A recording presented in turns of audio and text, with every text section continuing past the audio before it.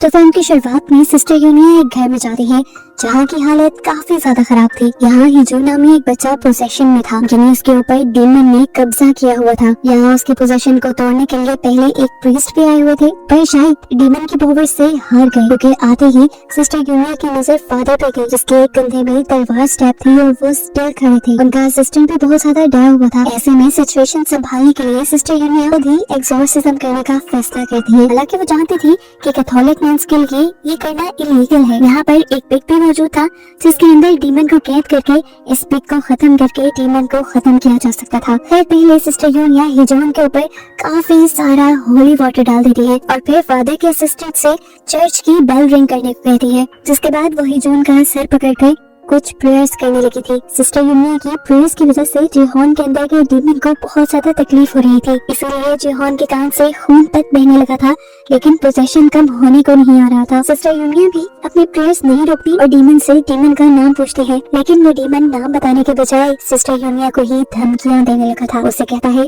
तुम इस साल का स्प्रिंग नहीं देखोगी, मैं तुम्हें ऐसी मौत दूंगा कि वो मौत इंसानों में सबसे ज्यादा भयानक होगी। तुम्हारे जैसे प्रीस्ट और फादर्स नहीं, हम जैसे सारे डीमंस को हेल में कैद कर दिया, लेकिन अब ऐसा नहीं होगा। सिस्टर यूनिया उसकी बातें सुनने के साथ साथ अपनी प्रेयर्स पढ़ती जा रही थी, जिसकी वजह से आखिर हिजोन बेहोश तो हो गया, लेकिन वो जानती थी कि हिजोन सिर्फ कंट्रोल में आया है, उसका पोजेशन खत्म नहीं हुआ। इसीलिए हिजोन को चर्च के हॉस्पिटल में एडमिट करवा दिया जाता है। हिजोन की मॉम यहाँ पर डॉक्टर को बताते हैं कि हिजोन को पोजेशन है, लेकिन यहाँ पर डॉक्टर फादर पावलो उसकी बात पर यकीन नहीं करते क्योंकि उनको खुद पोजेशन और एक्सॉर्सिज्म पे यकीन ही नहीं था। वो इस चीज को नहीं मानते थे कि कोई डेविल एंटिटी या कोई और पावर इंसान की बॉडी पर कब्जा कर सकती है।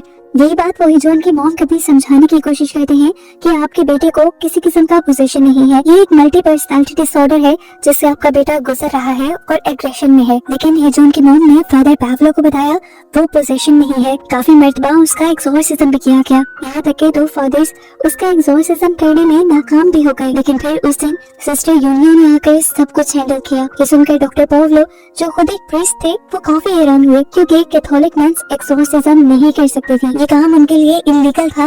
और इसी वजह से हम देखते हैं कि सिस्टर यूनिया को चर्च की मैनेजमेंट ने भी मीटिंग में बुलाया हुआ है। यहाँ पर अपनी सफाई देते हुए सिस्टर यूनिया बताती हैं कि उस टाइम सिचुएशन बहुत ज्यादा खराब थी, एक्सॉर्सिज्म के अलावा कोई दूसरा ऑप्शन नहीं था। सिचुएशन को कंट्रोल करने के लिए मैंने एक्सॉर्सिज्म किया और अभी भी उस बच्चे को एक्सॉर्सिज्म की जरूरत है। वो मैनेजमेंट से कहती है अगर पॉसिबल हो तो हमें फादर किम और फादर जॉय को बुला लेना चाहिए जो बहुत ज्यादा एक्सपर्ट थे, ताकि वो बच्चे का एक्सॉर्सिज्म कर सकें, क्योंकि उस बच्चे के अंदर एक नहीं बल्कि कई डीमन एक टाइम में है और एक डीमन उसमें से सबसे ज्यादा पावरफुल है जो अपना नाम भी नहीं बता रहा। लेकिन यहाँ कोई भी सिस्टर यूनिया की बातों को सीरियस नहीं लेता। दिखाया जाता है कि यूनिया खुद उसी फादर के पास गई थी जो उस बच्चे का एक्सॉर्सिज्म करने में हार गए थे। फादर ने हिजोन का सारा केस यूनिया को समझाया, उसकी बनाई हॉन्टेड ड्राइंग्स भी उसे दे दी और आगे इस पोजेशन को खत्म करने की जिम्मेदारी उसने सिस्टर यूनिया को दे दी। सिस्टर यूनिया जब वहाँ से जाते हैं तो हम फादर को अजीब सी हालत में देखते हैं और पता चलता है कि फादर के ऊपर भी इविल चीजों ने कब्जा बना लिया है, क्योंकि क्रिश्चियनिटी में माना जाता है अगर कोई भी फादर एक्सॉर्सिज्म करने में फेल हो जाए तो इविल चीजें उन्हीं के ऊपर कब्जा कर लेती हैं और ऐसा ही कुछ इन प्रीस्ट के साथ भी हुआ है। इसके बाद सिस्टर यूनिया जाती है डॉक्टर पावलो के पास, वो उनसे जिहोन के एक्सॉर्सिज्म की परमिशन लेना चाह रही थी, लेकिन डॉक्टर पावलो को इन चीजों पर बिल्कुल बिलीव नहीं था। वो उसे हॉस्पिटल से डिस्चार्ज करने की परमिशन देते ही नहीं है। सिस्टर यूनिया उनकी सोच बदलने के लिए उनको काफी सारी बातें बताती है, काफी सारी बाइबल की वर्स भी सुनाती है जिनमें एक्सॉर्सिज्म के बारे में बताया गया था, लेकिन डॉक्टर पावलो अभी भी उनकी बात नहीं मानते और कहते हैं कि जब तक जिहोन मेरा पेशेंट है मैं तब तक उस पर एक्सॉर्सिज्म की परमिशन नहीं दूंगा। फिर सिस्टर यूनिया भी जाते हुए उन्हें कह जाती है मैं किसी भी हाल में जिहोन को बचा कर रहूंगी और उसका एक्सॉर्सिज्म भी करूंगी। यहाँ हमें जिहोन की मॉम को दिखाया जाता है जिनको पैसे लेने वाले लोग फोन कर करके तंग कर रहे थे। एक आदमी तो उनको ये तक कह देता है कि तुम्हारा हस्बैंड मर गया और इसी तरह तुम्हारा पागल बेटा भी मर जाएगा। ये बात सुनकर वो बुरी तरह टूट जाती है। एक आखिरी मर्तबा जिहोन को देखते हैं और फिर विंडो से जंप करके सुसाइड कर देती है। उसके नीचे गिरते ही सभी लोग उसके चारों तरफ इकट्ठे हो गए थे। डॉक्टर पावलो और उनकी असिस्टेंट डॉक्टर मिकाइला भी, सिस्टर यूनिया भी यहाँ आ चुकी थी। जिहोन की मॉम की डेड बॉडी के पास उसे अजीब और गरीब डीमंस की बोलने की आवाजें आ रही थी। यहाँ उन्हें नेगेटिव एनर्जीज फील हो रही थी। ये उनके अंदर की सुपर पावर थी कि वो नेगेटिव एनर्जीज को फील कर सकती थी। वो कुछ पढ़कर इन नेगेटिव एनर्जीज को यहाँ से भगाने की कोशिश करती हैं और डॉक्टर मिकाइला ये नोटिस कर लेती हैं। अब रात में सिस्टर यूनिया अकेले में डॉक्टर मिकाइला से मिलने के लिए आती है, क्योंकि वो भी एक सिस्टर ही थी। वो सिस्टर मिकाइला को बताती है कि मेरे अंदर एक सुपर पावर है, मैं इविल एनर्जीज को फील कर सकती हूँ और मैं जानती हूँ कि जिहोन के अंदर डीमंस है, हमें उसका एक्सॉर्सिज्म करना है। क्या तुम मेरी इसमें मदद करोगी? मैं जानती हूँ कि तुम भी मेरी तरह एक डीमन स्पॉन हो और तुम्हारे अंदर भी कोई सुपर पावर होगी। डीमन स्पॉन वो बच्चे होते हैं जिनकी मॉम्स को प्रेगनेंसी के टाइम या उससे पहले डीमन प्रोसेस कर लेते हैं। ऐसे में डीमन की कुछ एनर्जीज उन बच्चों के अंदर चली जाती है। ये बच्चे स्पेशल बन जाते हैं, उनके पास कुछ सुपर पावर्स भी आ जाती है। ऐसे बच्चे बहुत अच्छे शेमन बन सकते हैं, यानी दूसरों को डीमन से और उनके पोजीशन से दूर रख सकते हैं। लेकिन डॉक्टर मिकाइला ने ऐसा नहीं किया। वो शेमन नहीं बनी, बल्कि वो एक सिस्टर बन गई और उसके बाद डॉक्टर बनके चर्च गई, हॉस्पिटल में अपनी सर्विसेज देती है। डॉक्टर मिकाइला ने यहाँ पर सब लोगों से ये बात छुपाई थी, लेकिन सिस्टर यूनिया को ये सारी बातें इसीलिए पता चल गई थी क्योंकि वो उन्हीं जैसी थी। इसीलिए डॉक्टर मिकाइला गुस्से में जब यहाँ से जाने वाली थी तो सिस्टर यूनिया ने उनके सामने जिहोन की हिस्ट्री रख दी और उनसे रिक्वेस्ट की कि वो उसे देखकर बताएं कि इसका इलाज कैसे किया जा सकता है। डॉक्टर यूनिया के जाने के बाद मिकाइला उन सब चीजों को लेकर अपने घर आ जाती है और घर आकर अपने टैरो कार्ड्स निकालती है, जिससे हमें पता चल जाता है कि उसके पास एबिलिटी थी फ्यूचर को देखने की। और इस टाइम उसे एक अजीब सा विजन आया। उसने अपने विजन में बहुत सारे गोड्स को मरा हुआ देखा। वो अपने टैरो कार्ड्स में से 2 कार्ड्स को पिक करती है, जिसमें से एक डीमन निकलता है और दूसरा हाई प्रीस्टेस। ये देखते ही उसे अपनी जिंदगी का फ्लैशबैक आने लग जाता है। असल में वो पहले अपनी बहन के साथ ये कार्ड रीड किया करती थी। ये दोनों बहनें ही डीमन स्पॉन थी। डीमन स्पॉन के बारे में मैं पहले ही बता चुकी हूँ। मिकाइला की मॉम का डीमन फिर मिकाइला की सिस्टर के अंदर आ गया था। उसका बहुत इलाज करवाया गया, लेकिन आखिर वो मर गई और उसके मरने के बाद से उसकी सोल मिकाइला को डराती रहती है। मिकाइला को उसके बिला वजह विजन्स भी आते रहते हैं, जिनसे वो बहुत डरती है। उसके इस डर का भी इलाज करवाया गया, लेकिन मिकाइला दूर भाग गई। अभी भी जिस टाइम मिकाइला को ये डरावने विजन्स आ रहे थे, तभी वो डर कर उठी। उसने देखा कि उसका फोन बज रहा था। ये सिस्टर यूनिया की कॉल थी। उसने उठाया और सिस्टर यूनिया ने उसे बताया कि मैं तुम्हारे नाइटमेयर्स के बारे में जानती हूँ, क्योंकि मैं इविल चीजों को सेंस कर सकती हूँ। फिर अगले दिन जैसे तैसे करके सिस्टर यूनिया डॉक्टर मिकाइला को मना ही देती है कि वो जिहोन को एक्सोर्सिज्म के लिए लेकर जाएंगी, वो भी एक शेमन के पास। शेमन सिस्टर यूनिया की जानने वाली थी। वो पहले सिस्टर यूनिया के साथ सिस्टर ही थी चर्च में, लेकिन क्योंकि वो भी डीमन स्पॉन थी, इसीलिए वो शेमन बन गई। हाइवॉन जिहोन का रिचुअल शुरू करती है। ये वाटर रिचुअल था, उसे पानी के अंदर जाना था। इस रिचुअल में बहुत सारे जानवरों को भी लाया गया था, क्योंकि जिहोन के अंदर के सभी डीमंस को इन जानवरों में कैद करके इन जानवरों को मारकर उन डीमंस को खत्म करना था। लेकिन वो डीमंस उनकी सोच से भी कहीं ज्यादा ताकतवर निकले। उन्होंने ये एक्सोर्सिज्म ही पलट दिया, जिसकी वजह से यहाँ सारे जानवर ही जिंदा मारे गए और हाइवॉन बहुत ज्यादा परेशान हो गई। फेल होने के बाद अब इन लोगों को वापस घर जाना था। ये जब वापस जा रहे थे तब हाइवॉन ने सेंस कर लिया कि सिस्टर यूनिया बीमार है। असल में उन्हें कैंसर था और हाइवॉन ने ये भी सेंस कर लिया कि जल्द ही उनकी मौत हो जाएगी।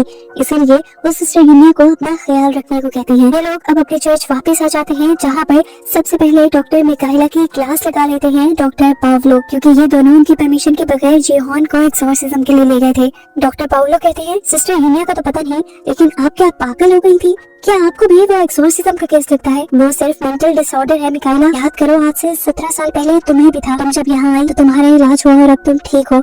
अब तुम्हें वो ड्राउने विजन्स नहीं आते। ये बात सुनकर मिकाइला ने कहा, I am sorry doctor Pavlo, लेकिन वो विजन्स मुझे आज भी हॉन्ट करती हैं, आज भी डराते हैं। वो जैसे ही डॉक्टर पावलो के ऑफिस से बाहर निकले तो उसे एक लेडी मिली, जो उसे बताती है कि मैं खुशी खुशी अब अपने बेटे के पास जा रही हूँ। ये कहते हैं उसकी पूरी बॉडी खाली हो जाती है और वो एकदम से गायब हो जाती है। तब डॉक्टर मिकाइला जब उसके रूम में जाते हैं तो पता चलता है कि अभी अभी वो औरत मर गई थी और जिससे उसने बात की वो इस औरत की सोल थी। खैर अब वो घर आ जाती है और घर आने पे उसे बहुत सारी चीजें परेशान कर रही थी। उसे उसके विजन्स हॉन्ट कर रहे थे और वो जानती थी ऐसा इसलिए है कि वो जिहोन की मदद नहीं कर रही। इसीलिए वो सिस्टर यूनिया को कॉल करके कहती है कि वो जिहोन के एक्सोर्सिज्म में उनकी मदद करने के लिए तैयार है। ये लोग अब डॉक्टर पावलो के साथ ही जिहोन को चर्च के अंदर ले जाते हैं और वहाँ पर उसका एक्सोर्सिज्म शुरू किया जाता है। सबसे पहले सिस्टर यूनिया होली वाटर उसके ऊपर डालती है, जिससे वो बहुत ज्यादा भड़क जाता है। इतना कि उसने पहले सिस्टर यूनिया का ही गला पकड़ लिया और फिर डॉक्टर पावलो का भी। इस इस डीमन को कंट्रोल करने के लिए मिकाइला को कुछ समझ नहीं आई और उसने उठाकर एक चेयर जीहॉन को मार दी, जिससे उसके अंदर की डीमन थोड़ी देर के लिए रिलैक्स हो गई। जीहॉन होश में आ गया और होश में आते ही रोने लगा। उसने यूनिया की मिन्नतें की कि प्लीज मुझे बचा लो, ये डीमंस मुझे मार देंगे और मैं मरना नहीं चाहता। आज का एक्सॉर्सिज्म इनका फेल हो चुका था। जीहॉन वापस हॉस्पिटल में था। अब डॉक्टर मिकाइला और सिस्टर यूनिया साथ बैठी हुई थी। सिस्टर यूनिया मिकाइला से कहती है, हमें एक्सॉर्सिज्म करने के लिए उस डीमन का नाम जानना है जिसने जीहॉन के ऊपर कब्जा किया हुआ है। नाम जाने बगैर हम उसका एक्सॉर्सिज्म नहीं कर पाएंगे। इस टाइम डॉक्टर मिकाइला सिस्टर यूनिया के सामने ही कार्ड रीडिंग करती है और उन्हें बताते हैं कि उन्हें उस डीमन का नाम जानने के लिए और अपने एक्सॉर्सिज्म को परफॉर्म करने के लिए एक तीसरे आदमी की भी जरूरत पड़ेगी।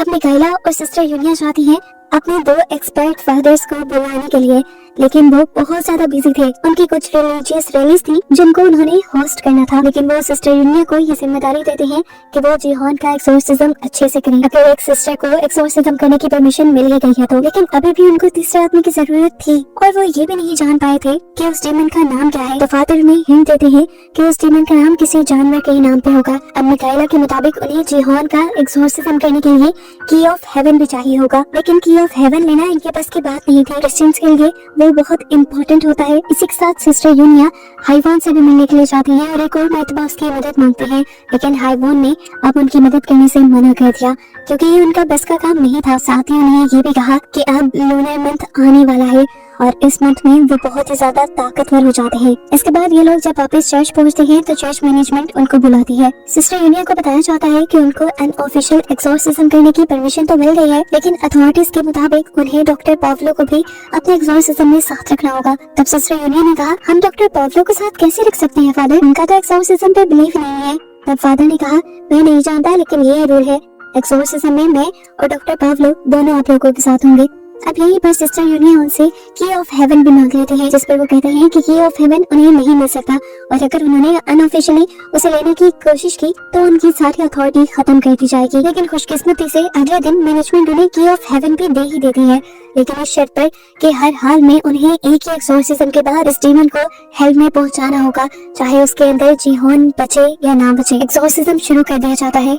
डॉक्टर पावलो जो भी एक फादर थे वो भी इन तीनों को ब्लेसिंग्स देते हैं और यूनिया अपनी प्रेयर्स पढ़ना शुरू कर देती है। इस मर्तबा उसकी प्रेयर्स कुछ ज्यादा असर नहीं कर रही थी क्योंकि डीमंस पावरफुल हो चुके थे, लेकिन उसने अपनी कोशिश जारी रखी और फिर डीमंस को गुस्सा आना शुरू हो गया। डीमंस ने उसे गालियां दी, उसका मजाक बनाया और उसे बताया कि जब तुम पैदा हुई तब भी तुम्हारी मॉम के अंदर मैं ही था। और ये बात यूनिया को पहले ही पता थी कि वो एक डीमन स्पून है, लेकिन ये नहीं जानती थी कि जीहॉन वाला डीमन ही उसकी मॉम के अंदर भी था। वो उससे उसका नाम पूछती है, लेकिन डीमन नाम बताने को तैयार नहीं था। यूनिया से कहती है, तुम कमजोर हो, अकेले हो, लेकिन डीमन ने बताया, मैं एक नहीं हूँ और हम सब की पावर मिलकर तुम्हारी सोच से भी कहीं ज्यादा है। वो बताता है कि उसने दुनिया में आने के लिए 233 साल इंतजार किया और इसके बाद वो हर साल इस दुनिया में आता रहा। हर साल किसी न किसी को अपना शिकार बनाकर वो मारता रहा। उसे बच्चे बिल्कुल नहीं पसंद और वो दुनिया के बच्चों को मारना चाहता है। वो बताता है कि वो अभी तक 292 बच्चे मार चुका है। ये बातें बताने का मकसद ये नहीं था कि डीमन यूनिया को डरा रहा था, वो सिर्फ यूनिया को डिस्ट्रैक्ट कर रहा था। यूनिया जब उसकी बातें सुन रही थी तभी वो कमरे में हलचल मचा देता है और एक अलमारी यूनिया के ऊपर गिरा देता है। मिकाइला बहुत ज्यादा घबरा जाती है और यूनिया से पूछती है, अब क्या करोगी? वो उसे कहती है, मुझे की ऑफ हेवन दो। जो लेकर वो दोबारा अपनी प्रेयर्स पढ़ने लग जाती है, लेकिन इस मर्तबा भी उसके ऊपर ज्यादा कुछ फर्क नहीं पड़ रहा था। थोड़ी ही देर में बाहर हाइवॉन का असिस्टेंट भी आ गया इन लोगों की मदद करने के लिए। बाहर शीमन रिचुअल भी शुरू कर दिया गया डीमन को भगाने के लिए। यूनिया ने मिकाइला से दरवाजा खोलने को कहा जहाँ से बाहर की आवाजें अच्छी तरह अंदर आ सके और शीमन रिचुअल की आवाजें सुनकर अब डीमन भी तड़पने लगा। डीमन के तड़पने से जीहॉन की बॉडी बिल्कुल काली पड़ चुकी थी, लेकिन डीमन ने भी हार नहीं मानी और बाहर बैठे हुए हाइवॉन के असिस्टेंट के ऊपर जो कि शीमन रिचुअल कर रहा था उसके ऊपर भी वो चीजें फेंकने लगा और उसे डिस्ट्रैक्ट करने लगा। हाइवॉन का असिस्टेंट डरा नहीं और उसने अपना काम जारी रखा, उसे रिचुअल तोड़ा नहीं, जिससे अब डीमन थोड़ा सा कमजोर होने लगा था। जब हर तरफ हलचल मच रही थी तब यूनिया ने डीमन से कहा, तुम मुझे बस अपना नाम बता दो, मैं वादा करती हूँ कि मैं तुम्हें अपनी बॉडी में ले लूंगी। डीमन यूनिया की बात मान लेता है और यूनिया को अपना नाम बता देता है। फाइनली अब यूनिया को नाम मिल चुका था। इसके बाद उसने डीमन से कहा, तुम जीहोन की बॉडी को छोड़ दो और मेरी बॉडी के अंदर आ जाओ। डीमन जैसे ही जीहोन की बॉडी को छोड़ता है, युनिया को एक विजन आता है जिसमें वो और जीहोन स्पिरिचुअल वर्ल्ड में थे और स्पिरिचुअल वर्ल्ड में जीहोन उसे शुक्रिया कह रहा था। इतनी देर में यहाँ बहुत तेज हलचल मचना शुरू हो जाती है, हर चीज टूटने फूटने लगती है और आग लग जाती है क्योंकि डीमन जीहोन की बॉडी को छोड़कर युनिया की बॉडी में आ रहा था। युनिया कमजोर पड़ चुकी थी। उसने मिकाइला से कहा, तुम जीहोन को लेकर चर्च में चली जाओ और 3 मरतबा चर्च की बेल रिंग करना, इतनी जोर से कि वो मुझे भी सुनाई दे। मिकाइला उससे पूछती है, तुम क्यों नहीं साथ चल रहे? तब युनिया अपने जिस्म पे हाथ रख के उसे बताती है कि उसने डीमन को अपने अंदर ले लिया था और ये जानकर वो पूरी तरह टूट गई। ये लोग तेजी से अपनी गार्ड्स की मदद से यहाँ से निकल गए, लेकिन चर्च जाने से पहले ही बहुत सारे डिमोनिक रैट्स ने इनका रास्ता रोक लिया। उनका क्या, यहाँ पर पूरी ही ट्रैफिक को जाम कर दिया इन रैट्स ने। इन्हें जल्दी से जल्दी चर्च की बेल रिंग करनी थी। मिकाइला और हाइवोन का असिस्टेंट जल्दी से जीहोन को लेकर बाहर निकल आए और भागते हुए चर्च तक जाने के लिए निकले। ये जो उनसे चला नहीं जा रहा था, इसीलिए हाइवोन का असिस्टेंट मिकाइला को अकेले ही आगे बढ़ने को कहता है। मिकाइला जाकर फाइनली 3 मरतबा अपने चर्च की बेल को रिंग कर देती है। उसकी बेल को रिंग करने से पहले हमने देखा था कि जॉन का जिस्म डिमोनिक पावर्स की वजह से बिल्कुल काला पड़ने लगा था, लेकिन बेल रिंग करने के बाद उसकी बॉडी दोबारा से ठीक हो गई, जिसका मतलब था कि उसके अंदर के डीमंस ने उसे छोड़ दिया है। मिकाइला अब चर्च के अंदर जीहोन को छोड़कर फौरन युनिया की मदद करने के लिए पहुंचती है। यहाँ हमें दिखाया जाता है सिस्टर युनिया ने अपनी बॉडी के ऊपर की ऑफ हेवन रख के डीमन को अपने अंदर ही सील कर दिया था और अपनी बॉडी में डीमन को सील करने के बाद वो आग के अंदर चली गई। उसने सुसाइड कर ली, अपने आप को मार दिया, अपने आप का सैक्रिफाइस दे दिया और उसके साथ ही डीमन भी मर गया। वो जानती थी कि कैंसर की वजह से वो पहले ही मर जाएगी, इसलिए उसने डीमन को खत्म करने के लिए जीहोन के बजाय अपनी जान को खतरे में डालने का फैसला किया और ये बात मिकाइला को पहले नहीं बताई। डीमन के खत्म होने के बाद हमें दिखाया जाता है कि अब फादर पावलो का भी माइंड बदल गया था। वो भी एक्सोर्सिज्म और पोजेशन पे यकीन रखने लगे थे। वो उस जली हुई बिल्डिंग से मिलने वाली की ऑफ हेवन अपनी मैनेजमेंट को दे देते हैं और कहानी के लास्ट सीन में हमें मिकाइला और जीहोन को दिखाया जाता है जो एक लंबे सफर पे निकल रहे थे, इस इरादे के साथ कि वो दुनिया में मौजूद बाकी 12 डीमंस को ढूंढकर मार डालेंगे, उन्हें हेल में पहुंचा देंगे और बस इनके इसी सफर को दिखाते हुए ये मूवी यहाँ खत्म हो जाती है।